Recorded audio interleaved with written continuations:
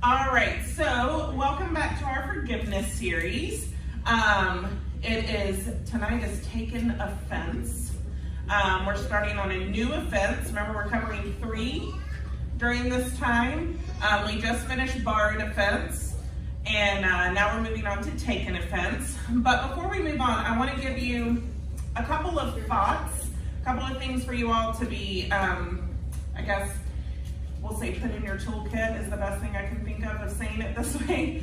But when we're walking through forgiveness, it can bring up a lot of hurt, trauma. It can bring up a lot in your past, things you haven't dealt with, things that you're struggling to deal with, okay? It can bring up a whole lot of things. And this is what we do not want, okay? Is for you to sit in that after we're done with this forgiveness series. Nothing's worse than busting open the wound, right? And then just being like, well, that was awesome. And then moving along with life, and you're not actually dealing with it. So if you've run into things that are really hard for you, there are options, okay? There's a lot of different things, and we're gonna be putting this in our email. We're gonna be talking about it every single week. Already in our email is Passages of Hope, put on by New Life Solutions, completely free, y'all, completely free. And it's support groups for abortion loss, sexual trauma, codependency, reproductive loss, and patterns of behavior. These are free services, support groups that you can go to. These cards are in the back, and you'll also get in our email, there's a link to go straight to this. And this is through New Life Solutions, really fantastic. They also have these for men, like men and women. So highly encourage you all for that. That's another one. Also, I spoke with Derek this morning. Of course I knew he'd agree, but I didn't want to blow him out of the water. If you call up the office and be like, this really ruins my life, and I need some counseling, so he at least knows that's coming. So I talked to Derek this morning and was like, hey, since we're going through forgiveness, I want to give you a heads up. If people are still struggling, we want you to talk to someone else, okay? We want you to continue the healing process. Please don't just stay where you're at. Obviously, your leaders and I are not equipped to handle everything. Let us get you to the people that can, okay? It's very, very important. So Derek already knows, Stephanie already knows, they're more than prepared to talk with you, to walk with you. They have other resources along with it. And then this is one of my personal favorites. If you want to dive in headlong and you really want to break chains of bondage with unforgiveness, is The Bondage Breaker by Neil T. Anderson. If you were here when my parents spoke or have listened to that, this is what we went through, was Bondage Breaker, when we went through all my ordeal as a teen. And they have a brand new youth edition.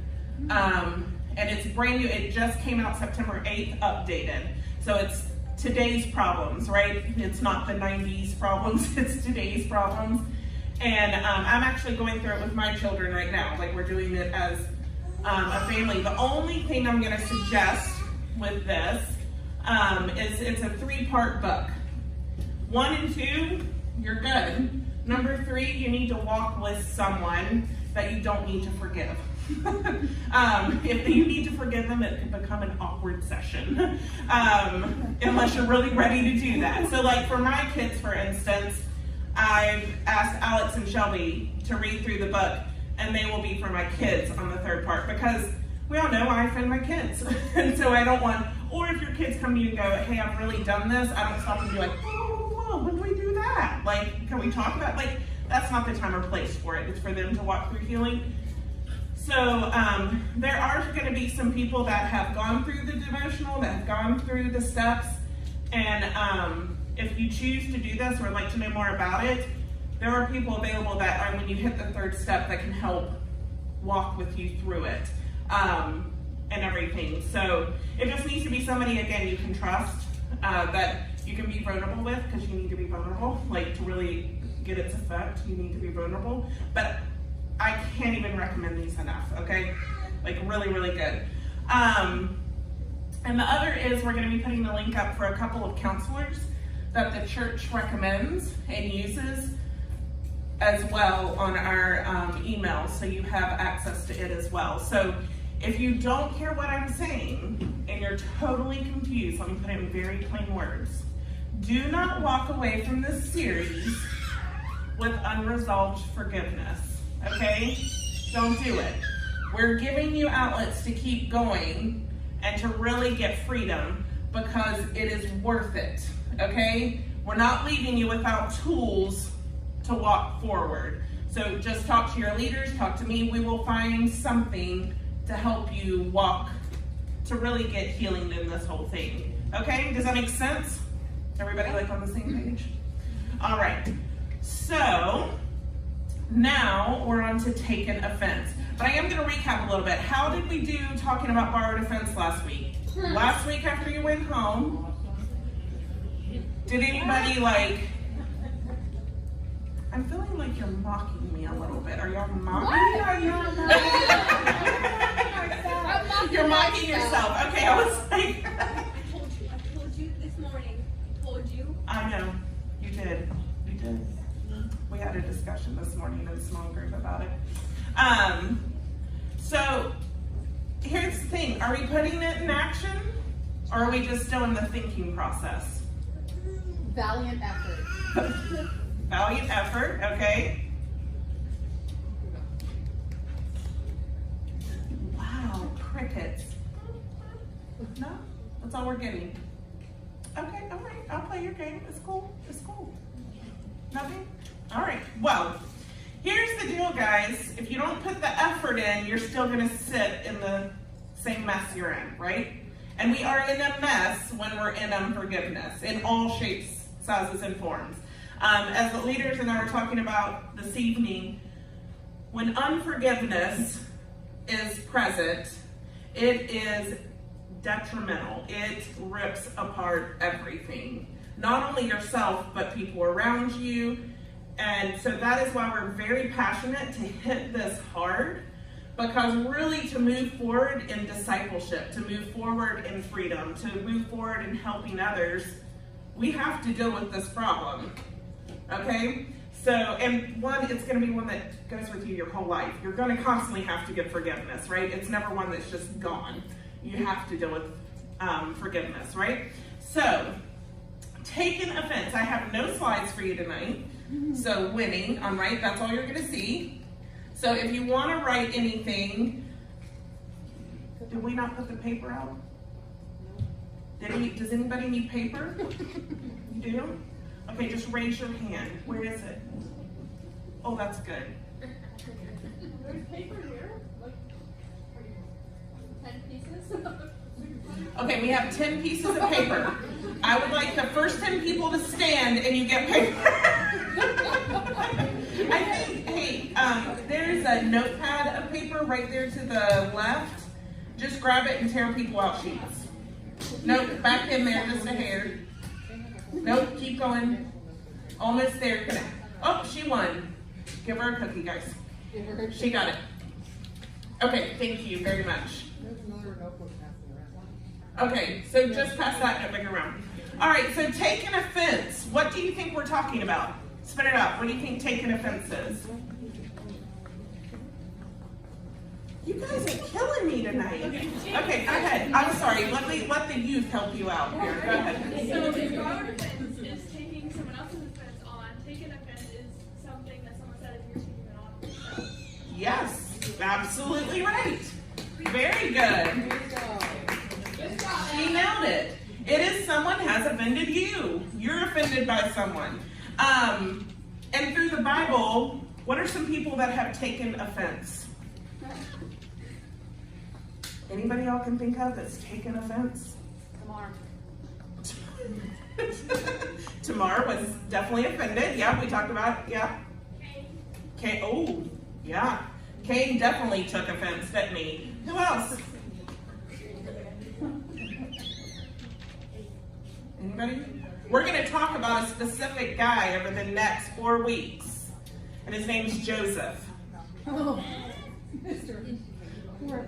Joseph had a lot of offense thrown at him, right? So for the next 4 weeks, your job, okay, I'm going to go ahead and tell you your homework. Are you ready for it? No, 3. It's going to be reading Genesis 37 through 50, and that's not verses. That is chapters. Full-on chapters. And that is reading Joseph's life. Genesis 37 through 50. Okay. Yeah, okay. We have weeks. But, I mean, it really, you can take it, you can do it. You're going to look at what offense was given to Joseph, right? What offense was given to his brothers. Does anybody think his brothers were offended? Yeah, big time. His brothers were offended big time, weren't they?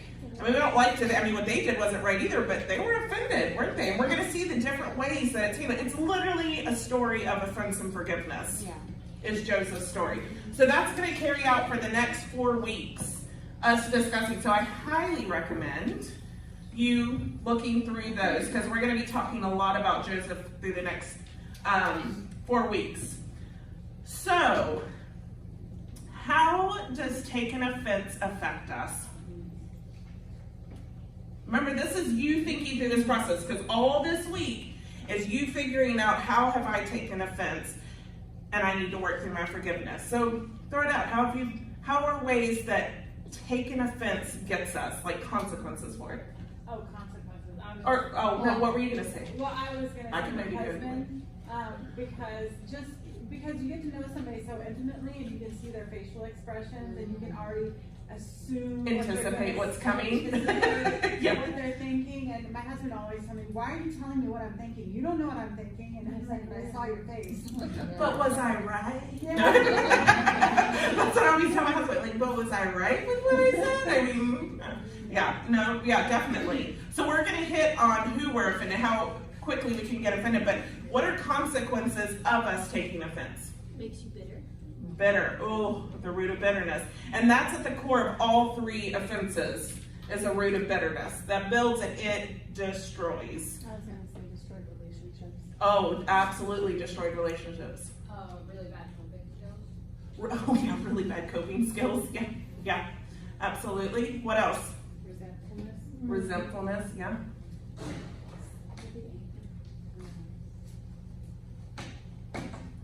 What else? Yes, oh, I'm sorry. Way back in the back there, you. Grief? Oh, yeah. I can feel grief, and then I can give grief over it. My mother laughs very loudly because she knows how true that is. When I'm offended, I can feel it and give it at the same time when I'm offended. What other emotions come with consequences and emotions come up with? What about physical Oh, yeah. symptoms? 100% sick to your stomach, headaches, ulcers. I mean, unforgiveness, really, offense can make us physically miserable. Have you ever been offended and hurt by someone so bad that you've cried and you've snotted and literally you feel like you've been hit by a Mack truck afterwards? Like it has just grieved you so much. Yes. So, I mean, physically harming us, definitely, 100%. Yeah. Hyperfocus. That's my favorite. Did you say your favorite? No, I said that's my ADHD does that on all. Oh, on its own, and it just helps. Yeah. It hinders our friendship. Oh, it can destroy friendships, can it? Unforgiveness, absolutely. It poisons things. Like I can be mad at, let's just say my husband. Let's throw that out there. Husband, and it bleeds onto my kids. Like it poisons other things around it. That's something we're definitely going to touch on with offense. So we not only does offense, taking on offense when someone has harmed us, just detriment to ourselves, spiritually, emotionally, physically, I mean the whole gamut, right? Mm-hmm. It then bleeds into everything we touch. Yeah. No matter how much you're trying to tell yourself it doesn't, it 100% does. Yeah. I mean, like Cain and Abel, right? How did that bleed into the whole? The earth itself grows. Talk about, like, it touched a lot, didn't it? From one offense, it touched a lot. So offense can just run rampant around, and it touches so many things. It gets in all the boxes. Are you all box people? My friends were box people. We're like, what box are we in today? Like, is this the box? Or we say all our boxes are open and they're just jumping from box to box. Like, it's been a lot of fun. Those are fun weeks. We have a lot of them. And so for me, when offense comes in, it starts tainting all my boxes. I'm shorter, I'm meaner, I'm more irritated, and then I'm more what? Offended by everything you say. Because my feelings are hurt, I'm more sensitive. So I'm more tender to everything you say, and now you looked at me like, why'd you look at me like that? Mom, did I ever do that growing up? I definitely don't do it now, right? Oh, very encouraging.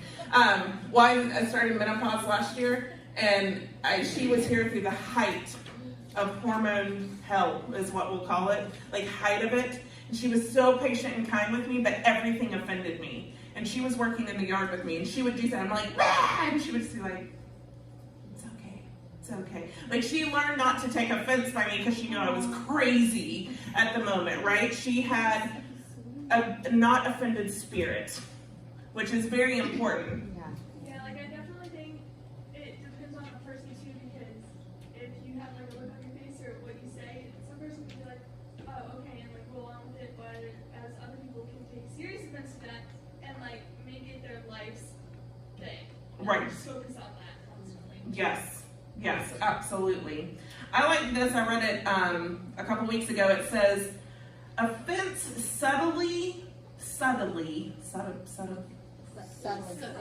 said it right the first time, didn't I? But I focused too hard on it. Subtly poisons the soul, perverts perspective, and deceives with its pride. Do y'all want me to read it again? Is anybody writing that one down? Okay. Subtly, this is what offense does. It subtly poisons the soul. It perverts your perspective. And it deceives with its pride. That's how quickly an offense goes. It taints all the ways we feel about it with offense. It generally messes up anywhere and everywhere it shows up. Like, it's a toddler on a tantrum. I mean, if you look at offense as a toddler on a tantrum, that's what it is. It's a bull in a china shop. Any way you want to look at it, it just tears apart everything when you've taken offense. Amanda, can you say it one more time? Sorry. Oh, yes, ma'am. Absolutely. Offense. Subtly poisons the soul. It perverts perspective and deceives with its pride.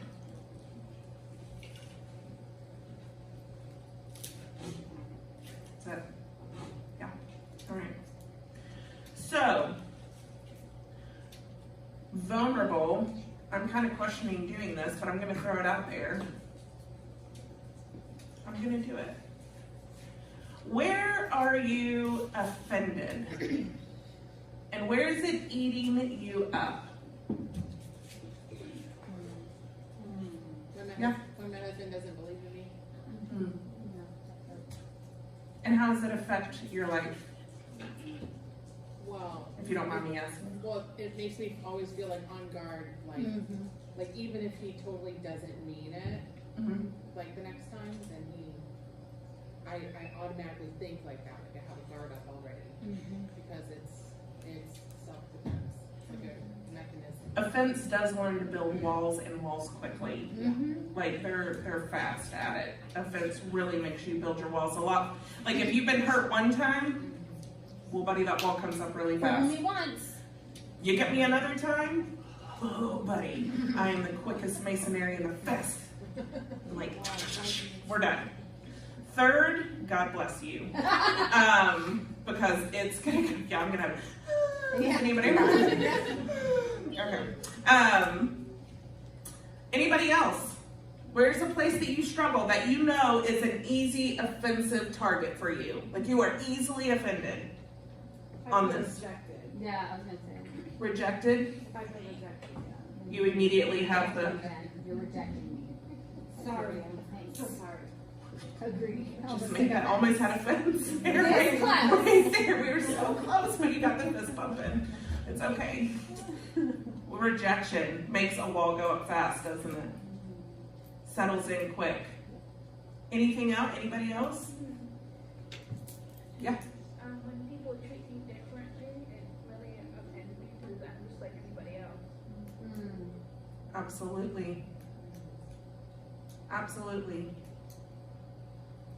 Where else can you get easily offended? Driving in traffic. Amen. Mom, what's your rule in traffic? No talk. No talking. Oh, no talking outside the car. My father and I get yelled at that all the time because we Talk to the other drivers. very much talk to the other drivers. And my mom is always like, no talking outside of the car. If they're outside of the car, you can't say anything. We don't do well in it. We still talk outside the car.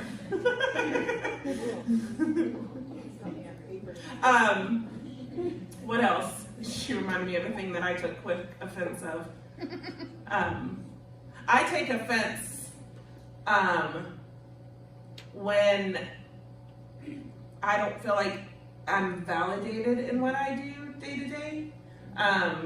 Like offense if somebody even thinks like questions me on how I do with the children with homeschooling, or they question it, like things like that. Like I struggle of not being like, and who are you to say jack and crap to me? Like I quickly, my offense comes up rather than just being like, it's okay, it's cool, it's fine. I have one family member that really loves to drive that home, homeschooling big time. They like quiz my kids. Yes, like, I love that. Are you really teaching them children at home?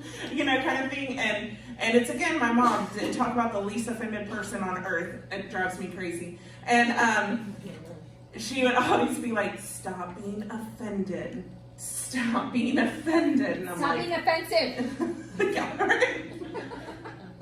See? I know. It came out though fast, Yeah, didn't it?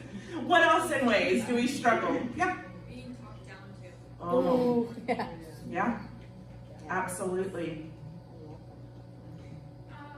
I felt betrayal when you let somebody as like very close to your friendship in your inner like bowl, I call it. Mm-hmm. And then they like betray you. They're like, oh, I really didn't. You get hurt by them. Yeah, they break trust.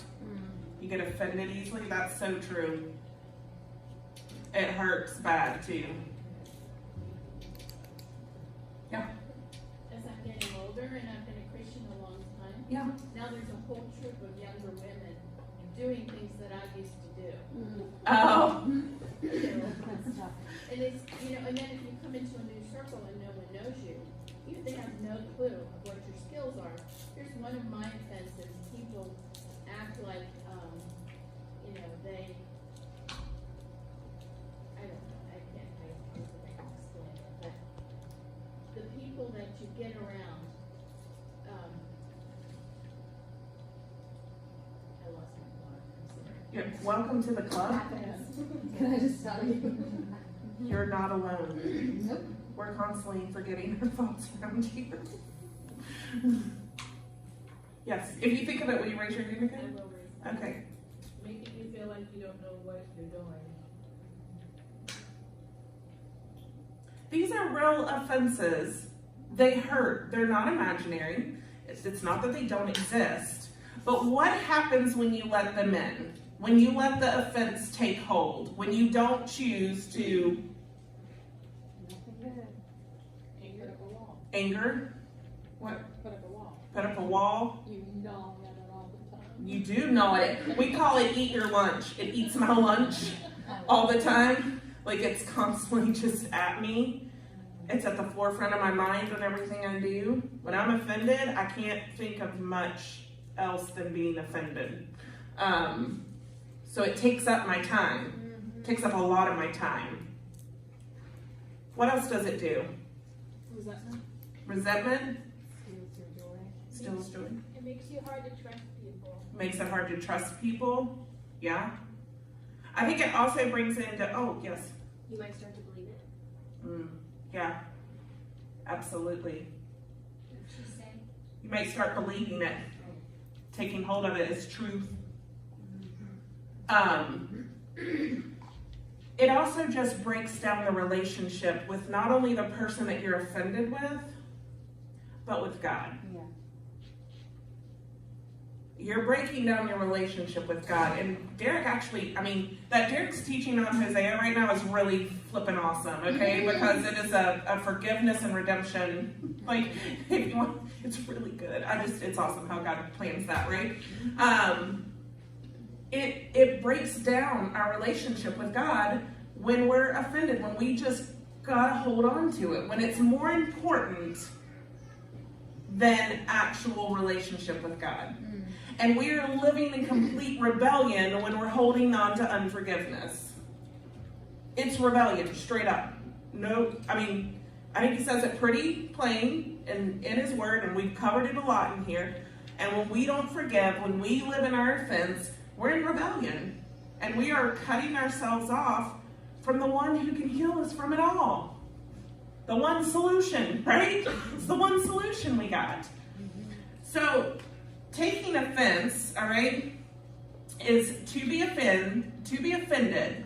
It's something we choose to do. It's an action. We take it. It is an active decision. Do you understand that? Like, you have a choice in this offense. You have a choice of whether I'm not going to take this, I'm going to choose to be forgiving and loving and let it go, or you're actively choosing. So no, it is our choice. And when it becomes our choice, and this is what I really like, we pick it up, we take it, then we start thinking on it, which leads to an emotion, which are emotions then lead to a bodily sensation. When you're offended, you have a bodily sensation. Mine is rage, okay? Gonna be honest, I'm a rage person. I think I get it from the Clark side of the family, okay? You should meet some of the Clarks, they are ragers.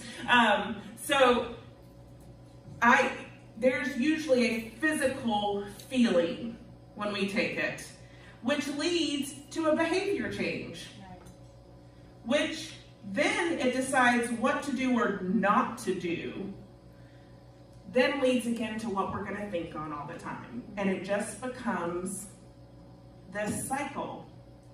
So we pick it up, we say, I will be offended, I'm going to take this, I'm going to start thinking on it, then I'm going to have physical reaction to it. And you do. Your body does physically react to offense. It is like, I can't explain it. It's like, if it's a chemical thing, we should have a doctor here. Somebody want to say, no? Okay, no? Okay, it's cool. I should have probably preempted, like, hey, can you look up? Sorry. Whatever's not dopamine. Right. One is release. The other one. What is the other one? Did somebody say it? No? Okay. All right. Which leads to a behavior change. You have a behavior. Offense changes your behavior. And then you decide what you're going to do or not do. And sometimes it leads us to reacting straight to it, and we go at it, and then that usually does not work in our favor whatsoever. Or we choose the silent treatment. Oh, we're just not going to talk to you about it. We're going to X you out of the conversation now. We build that wall and just, which is just as wrong as throwing yourself into the argument. Maybe a little less destructive at the moment in the beginning, but it brings the same. And then again, it's something we dwell on. So then what I call is the vicious cycle, and you're just wheeling around in it. But know that the first thing you decided to do was what? You decided to take it. And that is, has anybody been in that moment when they're offended and they really hear the Holy Spirit going, let it be. Let it be. How many people listen to the Holy Spirit in that moment? I have to be honest, it is very hard for me. And I do it better with the people that I don't know. Yep. Oh, yeah. But with the people that I love and that mean a lot to me, Well, I didn't take offense to you fast. Because I feel like you should know better.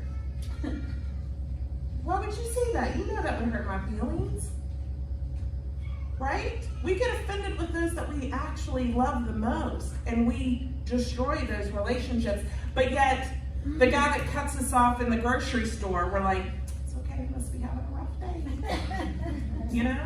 Depends what day you cut me off in the grocery store, but some days it's not. But we tend to harm the relationship more when it's somebody that we care about. Absolutely. So, in this, I want you all to go to your groups tonight. Any questions before we talk about taking offense? And this is, I'm going to give you homework. So, leaders, check your group me, because I sent you your homework. But then I'm also going to say it here too, so if you want to take notes, you can do that as well. But any questions before we talk about how we're going to act on this week? On offense, taking offense? Yes? Can your offense become an idol if it's in your mind more than your Oh yeah, 100. Yes, that's an excellent point. Yes. Whatever consumes our thoughts, consumes our actions is what? It's an idol. Yeah. That was really good. Y'all should take notes and quote Audrey right here. Listen, I got it. I got it on paper. Give her the Offense can become idolatry. Quote Audrey Schumacher. bam. You should have mic dropped right then. I know you didn't have one, but you could have. She's not prideful like that. She's all sweet. She's Humble adorable. over there. Any other thoughts before we talk about? I feel like God is so faithful just to offer you an opportunity to get offended or to borrow some offense as we go through these things. So I know that I did last week. Yes, he gives me plenty of opportunities. He gives you it's like praying for patience, right? He was like, oh yeah, come on. I agree. I've had more. What I told y'all last week when we talked about borrowed offense, literally the next day I was offended. Like I borrowed offense for my son, and I was like, come at me. Like I was ready to go, and I was like, fantastic. I'm so glad I just discussed this. And this week, taking offense, I've taken offense to my husband a lot this week, okay? And so I'm working through that. Hence why we didn't start till 7:02. I'm sitting there talking to the leaders, and we look up and we're like, do you think they're waiting on us? And I was like, oh my gosh, it's time to start. Everybody get up. Like, you know, I've had plenty of opportunities. So I'm not walking in this like, follow me, friends. I'm walking with you. and God will give you the opportunities. If you're really praying and seeking Him on the places that, Lord, where am I offended? He's going to show you, okay? He's going to be with because He wants freedom for you. He wants that. And you need to, this week, here's homework. You ready? Okay, and this is what you're going to discuss in your group. 1, where are you on your borrowed forgiveness? I'm not letting that one die. That's going to show up next week too. So if you're like not working on it, what's the number 1 rule here? I say it every week at the end. If you're not doing it, you're not going to get nothing out of it. I'm really saying, why are you showing up? Why you? If you're not working on it, if you're not putting effort for it, guys, this is a pointless thing. Our faith, our walk with Christ, our discipleship in Christ, all these things is action. If you're not taking action in it, this isn't going to be very helpful, okay? It's just head knowledge, which is not really worth it. We're trying to get to the heart, right? That's what Jesus is after, is our heart. Yes? So taking a test but really studying first and just be like, oh, I know about this. Yeah, I can spit out some facts for you. And then, you do the test, you're like, yeah. Oh, not that great. Yes. Okay, so we're going to be talking about borrowed forgiveness in your group. Where are you at? How are you walking it out? Okay? Then, Genesis 37 through 50, you're going to work on where did Joseph get offended? And he did, okay, guys? It's not saying he wasn't offended. He might have walked well in it, but he's still offended. And then write out all the other people. I started reading through it. There's a lot lot of people that get offended up in there. Potiphar's wife, his brothers. I mean, like, there are so many offenses happening, right? What do you mean you don't want this? Right? So read about it, okay? And start listing out offenses and how it's working, how they're working through it, okay? And then you need to start thinking about and writing your list, what am I offended by? Who's offended me? And what am I holding on to that's causing so much turmoil in my life? Just like we talked about, all the ways it affects us. This week is your time to focus on it. Not focus in a way of like hating, calm down, don't take this the wrong way. It's to take it to God. This should be in your prayer time. This should be in your every moment, spare moment that you have to talk with God. That's where it should be. And really seeking God of, God, who do I need to really forgive? Because at the end of the day, guys, and I've said it every week in this thing, but some of y'all ain't getting it, I'm going to be honest. All right? And I'm struggling sometimes too. What did Jesus forgive you of? So why is that other person's sin not worth it? I mean, you've heard my story, right? I wasn't worth forgiving. Yet God was so compassionate to forgive. But then he had to work in my husband's heart for him to be able to forgive me. If he didn't forgive me, was I going to have a family again? Were we going to be whole again? He had to be willing to offer me forgiveness and to be able to deal with the things that he was hurt, and he was hurt. I had given some hecka offense, right? I mean, I laid it out thick. So guys, what offense is too big for God that you're holding on to and you're letting it just destroy you and the ones around you? That's really what question we're at the point of asking. And then there's a second part to that question. Is this offense so big that I'm willing to be disobedient? Because that is the next part of it. Because God calls us to forgiveness. He calls us. He said, hey, if you come to me and you've offended someone else, go. Ask for forgiveness. So what offense is too big to put a divide between you and God? Because that's what you're choosing. You're choosing what you want to be right in rather than right relationship with God. Because when we let God enter it, he figures out all that relationship mess, right? He puts it, the impossible becomes possible. But if we stand in the way,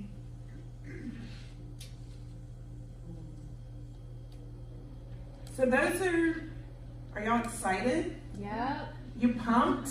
Oh, so excited. You feeling good? Right. Hey, Benny, how you feel? Anybody? You feeling good? All right, all right. The offense is running deep, okay? And it does in everybody's life. But guys, this is the time to put our feet down and start walking in it. And what we're here for, to not only walk through it ourselves, but as your leaders, for me, it's to hold your feet to the fire. To say, hey, is this worth it? Is it worth it? Because the world would have told my husband, my family, yeah, you don't need to forgive her. And then a redemption story never would have come. There was no redeeming grace. There would have been no way to help others. There would be no way to even salvage anything good. But when right relationship of choosing forgiveness, God was able to weave a story that I couldn't even imagine. And the same is in your life. What story is God trying to weave so beautifully that you're just adamant on no, the offense is too big? So let me pray for you all, and then I'm going to send you to your graves. All right? You're welcome, leaders. Dear Heavenly Father, thank you so much for tonight. Thank you for the ladies here, each and every one of them. Lord, I just pray as we go into our groups, Lord, that there is such an honesty and transparency, but one that is leading to humbleness and humility, and one that leads to repentance. And Lord, that it is for your glory and for your honor. So Lord, that you can weave us into your beautiful story. Oh, let not our offense hold us from being woven into your beautiful, grace-redeeming story. Bless this night. Bless those that are here. In your precious and holy name, amen. Elizabeth, hurry up.